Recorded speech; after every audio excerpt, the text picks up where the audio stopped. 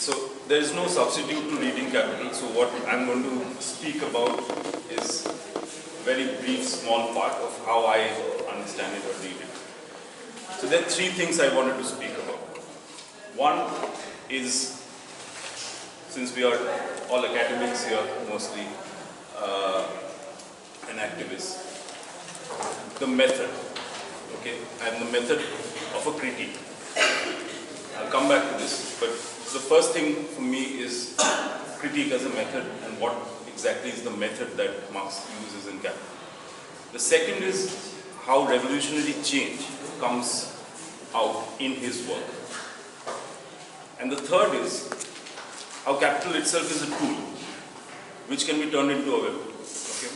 Now, this transformation from it being a tool into a weapon is something of contemporary relevance as well as historical relevance, as well as relevance for the future. Let me start with the first part. Marx actually meant this as a critique of political economy. So hence, that it can't be subsumed under economics or one discipline or the other.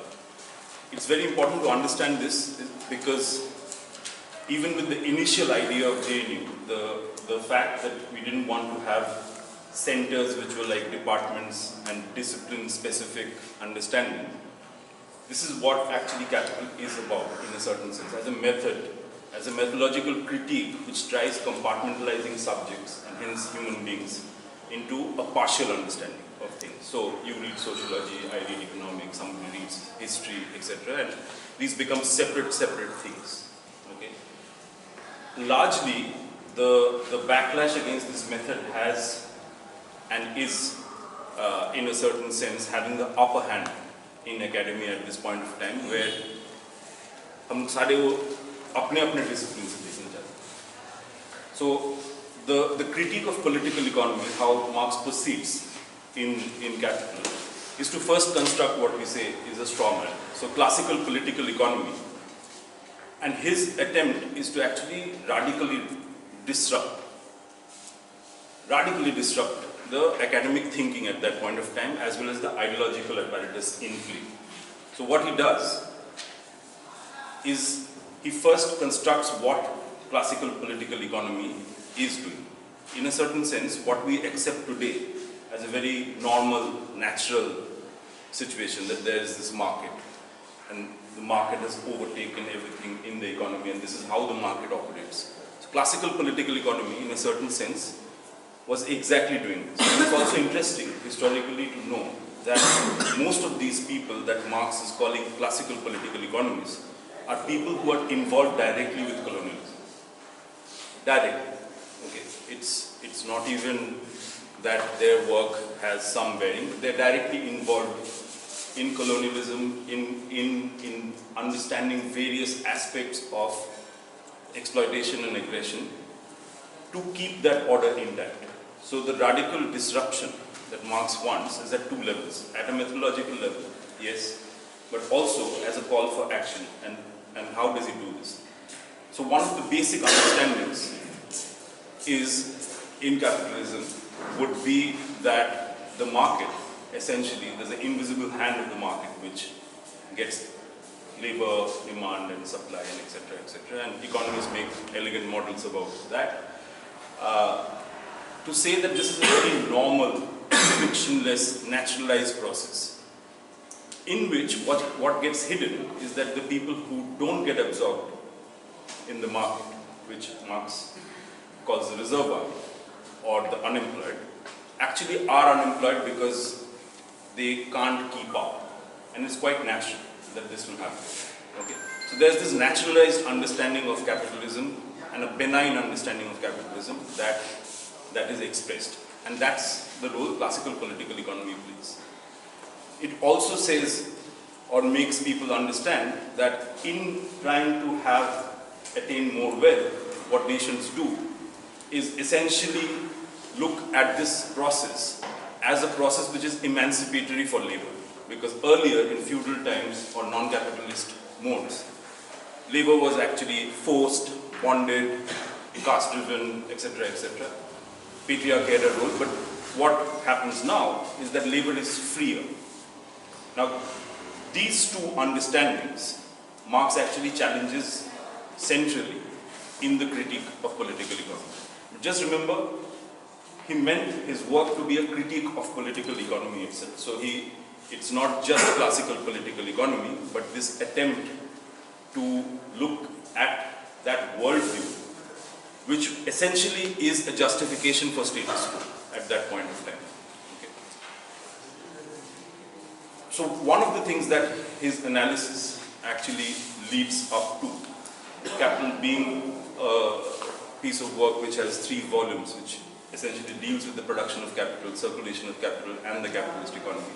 Of course, there's a lot of economics per se in the way we understand economics today, with equations, understanding the laws of motion, etc., that Marx draws on and builds up. But in a certain sense, what Marx brings out very clearly is the basic difference between all other modes and this mode is that there's a systemic oppression to this situation, not just of labor, individual labor, or classes of labor, but even capitalists, even individual capitalists. How he does that is to first explain how labor becomes a commodity under capitalism. Okay. And the curious character of this situation is not something that happens in a very benign way. Okay? And this aspect he deals with in a logical way. So this is a theoretical piece of work, it's not actually a historical piece of work. A lot of people read Capital as a historic description of the time Marx was in, but it's actually a theoretical piece of work, which you can understand when you see, let's say, volume 1 of Capital. He only brings the historical concept of primitive accumulation and what is happening right at the end. So he doesn't start with that. It's not a historical setting. It's a logical, theoretical frame of understanding a capitalist mode of production. Okay. Now, in so far as it is established that labor before capitalism was under forced forms, etc., etc., how this actually changes, and there is some confusion even within Marxism regarding this, is the fact that Marx says that the analysis of capitalism that he does is that workers actually are produced by a forced expulsion. Okay. This is what he calls primitive accumulation. I'll come back to this. But in so far as that labor has nothing else to lose apart from, and hence loses the piece of land, loses all sources of livelihood, and hence itself becomes a commodity. Okay. Now this is not a benign thing. This has a historical bloodiness to it, which is what he calls primitive accumulation in a certain sense, or different variants of that. What it does, in a certain sense, is to actually lay out the conditions under which, so it's not an individual thing, it's the conditions under which labor actually is freed from all other means of production in land and conditions, and hence now is not tied to one single owner, like a slave owner or tied to the landlord, etc. So in a certain partial sense, the labor is free from that time down. Okay? And in another sense, is free because can choose who labor goes and works with. Now this has been read as freedom, but Marx actually doesn't, he's sarcastically saying this is double freedom for labor under capitalism, which has been read by a lot, and especially in the neoclassical school, to say, look, this is an understanding which says that labor is actually freer and better under capitalism than that. What Capital shows is, in fact, the condition which forces one to be a wage laborer, and how that forces the entire system into a competition. Now even that, amongst capitalists, he lays out very clearly in Capital. He talks about the fact that once this circuit starts becoming a world-scale circuit, what happens is also a competition between capitalists, okay, and a centralization of capital hence takes place. So individual capitalists and that study is not what capital is about. So he also recognizes the fact in capital that there will be this kind of a competition which will lead to a centralization.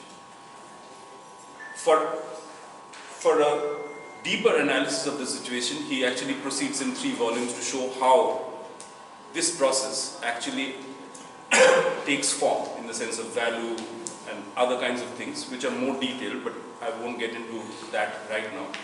But this entire process is something which is dealt at a logical theoretical level. Okay?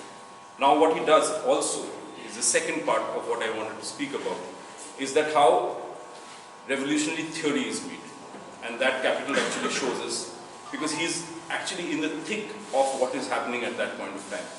There are labor strikes happening, there are a lot of revolutionary changes and upheavals which Marx is actually contextually part of. In which sense his theory also becomes historical, because he's also referring to and building theory from what he's observing and is participating in at that moment of time. I mean, he had to flee Germany because of his involvement in the workers' movement, etc., etc. There are situations through which he is actually then contextualizing this history, and in the contextualizing of the history, I'll just refer to one concept of his which becomes interesting, which is primitive accumulation. Now again, primitive accumulation is a concept which comes the later half of the first volume of Capital, in trying to explain that how workers actually became, I mean, how under feudal conditions people were actually pushed out under capitalism, how they become forced wage laborers. Okay? And this process is an interesting one, because again, what classical political economy and others have done is to explain this, or try to explain this as a switch theory, as if we just conveniently switched from feudalism to capitalism. Okay? But Marx explains how the system is extremely bloody, and how this change actually happens with a lot of bloodshed, okay, and with a lot of violence, not just in metaphorical terms, but in actual form. So how private property rights as one of the cornerstones gets installed, and that we can see in Capital, that private property rights is established by expelling people, by dispossessing people of their land, of their livelihood, of their access to land and livelihood. So historically, what becomes true is that crime plays a very important part in making the working class.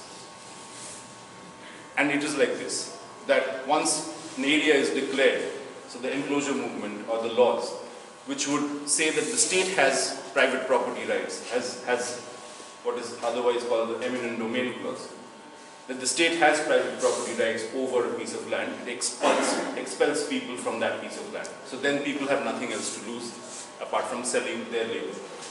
Okay? In another sense, people might have small pieces of land, because there is now right to private property, which did not exist before.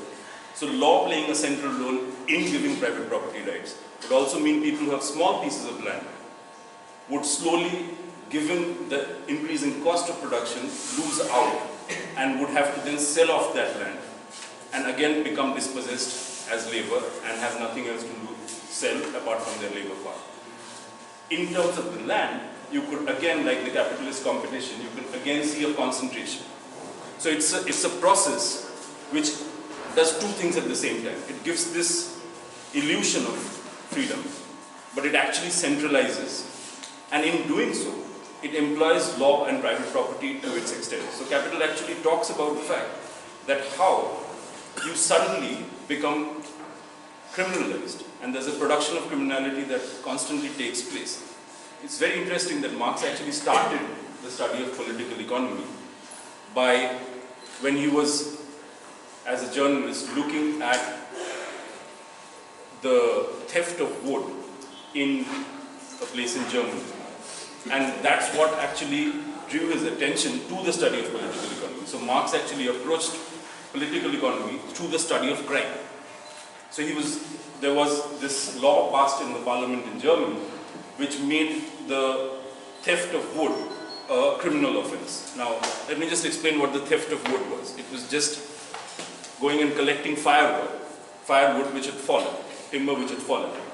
But earlier, people would do it because it was common land and it was customary right, so people would go and pick it up. The moment I said this is my private property, then you become an encroachment. So my encroachment by establishing private property makes you a criminal. Okay? Now the study of that led Marx to the study of political economy in a certain sense. But he didn't develop on that later. But what happens is that there were these similar laws and similar legislations passed by parliament and hence the bourgeois order to criminalize and hence produce the working class. So the working class is always an insurgent subject.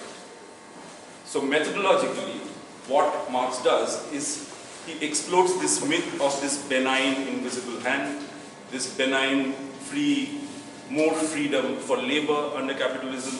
He actually exposes the working of the system to say that how this system in a certain way actually creates this illusion of freedom at the same time and puts a systemic oppression in place. So he actually says this is not about individual capitalists. This, what I'm writing, is not about individual capitalists, but capitalism as a system and how it becomes a world phenomenon. And in which, again, the last chapter of volume 1 of Capital is a theory of colonization. And he actually looks into how once Europe starts colonizing the rest of the world, how this process then spreads all across the world. Okay, so private property, the dispossession of people and their livelihoods, and the extraction of surplus is something that he starts explaining bit by bit. Okay, and in doing so, what he does is he explains the theoretical frame behind it, which is that earlier people would actually, commodities were produced before, so commodities is not a new thing.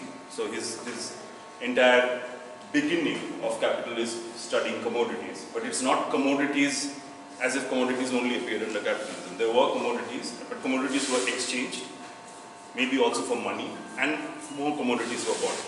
But here, what starts happening is that with a pot of money, you buy a commodity and you sell it for more money, and this circuit actually brings together the crucial essence of capitalism. And once this process starts, historically, of course, he's laying out how this process is a bloody process, but once this process starts, there are certain anticipations that he can make from this theory, and certain anticipations that we can make later from this understanding of this theory.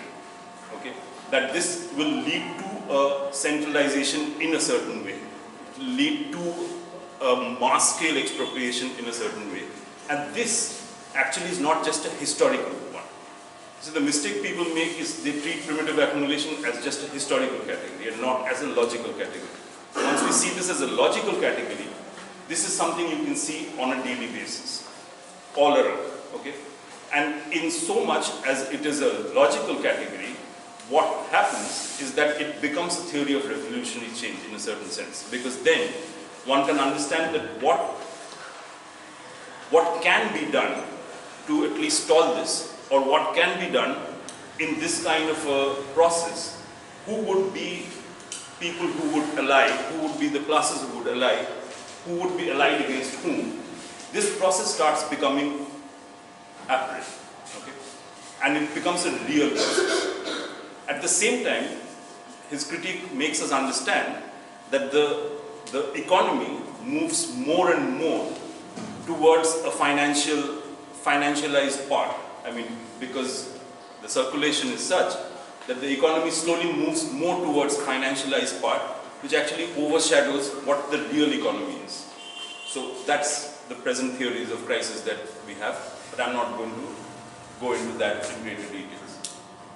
So from the theory of revolutionary change and the understanding in Capital of the production of surplus value, he actually lays out conditions that can be understood if one has to understand how to go about doing change, and in which, since he was actively participating in working men's unions, he was actively participating in worker upheavals, his theory actually draws itself from this historical understanding.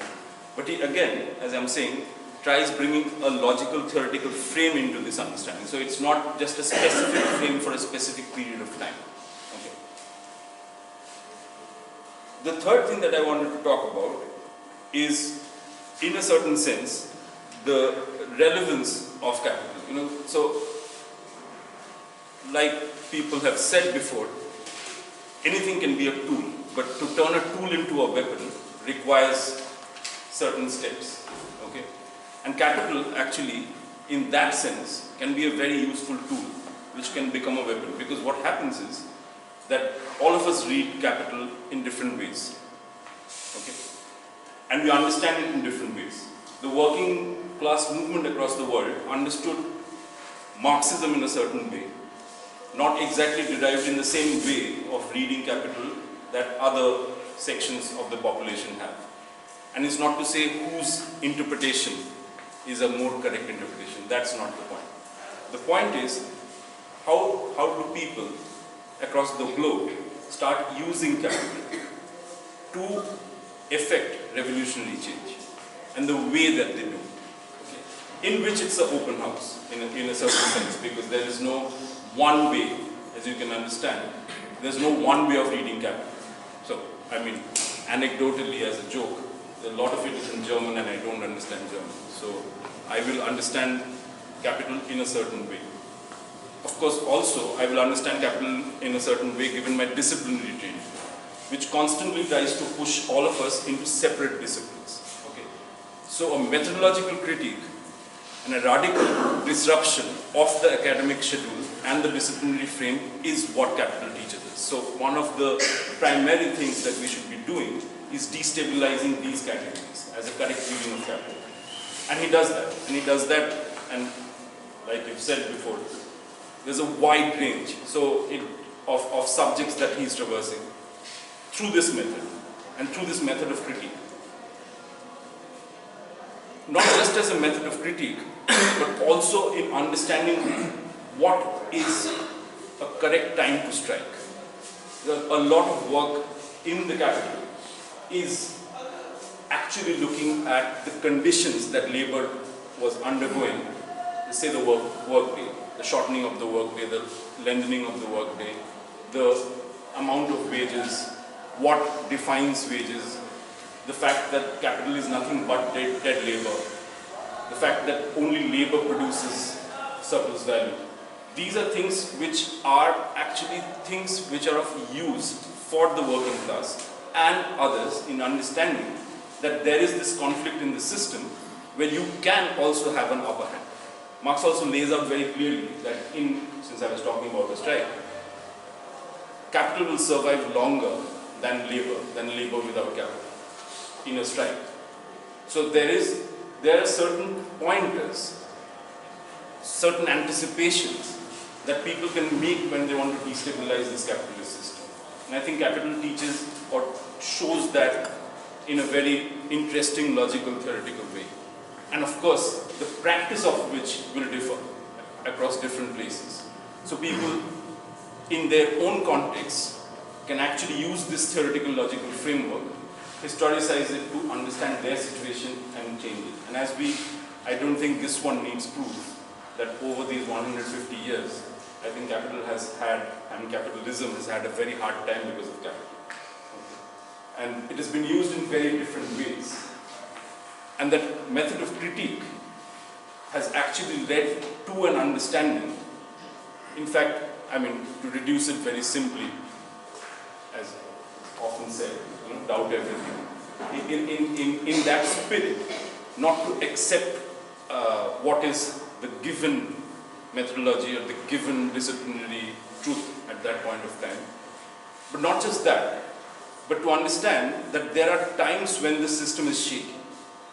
And those are times which are tactically the times to strike.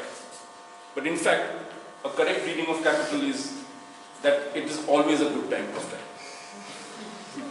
Because in a certain sense, the inner logic of capitalism is something that is always in crisis. Okay? And that's obvious because of a certain understanding of centralization which Marx lays out. that there will be the centralization. So there is never believe people who say this is not the correct time to strike.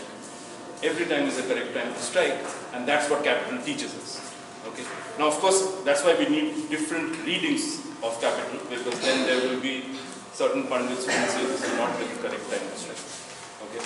Much like classical political economy, in a certain sense. Classical political economy's main role was, that in the pressure cooker you have that valve, so it's that valve. It just lets the steam off just when you're getting to understand the situation to change it. Just before you reach the change part, it will let the steam off. Okay? So in a certain sense, what people have understood and taken out is a fascinating history of 150 years. The end of colonialism has a lot to do with this understanding. Of course, very, very rarely does post-colonial, postmodern literature refer to the crucial role that Marxism played in the decolonizing effort, and the understanding of why we want an end to colonization. And that same frame people continue to use to understand internal colonization. And in a certain sense, what is happening in your locations, in our locations, at a daily existential basis. So which means that if I take the theoretical logical frame of capital and extend it, it is a situation which makes me understand the conditions under which we live at this point of time. So in the same way, there will be Katputli colonies. There will be a situation where there will be the central forest regions will be mined. There will be a situation where informalized labor will be criminalized. There will always be a time where dissent is criminalized. A lot of the understanding of the production of criminality and primitive accumulation that Marx builds out of is from an actual experience of banning trade unions in his time, of banning him, of pushing him out, etc., etc., which is a concrete understanding of what are the things that will be criminalized at every point of time. So, in so much as understanding capital goes, it's actually a very good way to understand your insurgent self. I mean, individually, I say.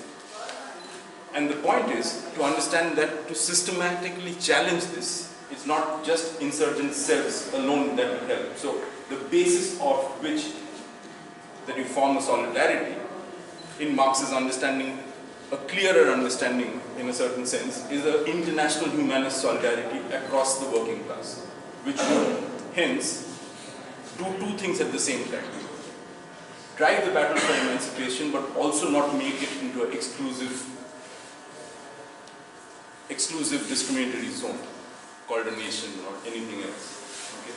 So this method, this critique actually lays out both these perspectives.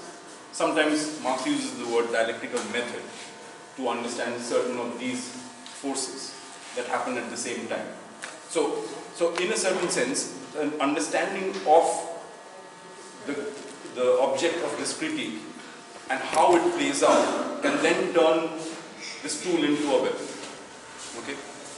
And that's why reading capital directly is a good idea and not listening to it as well.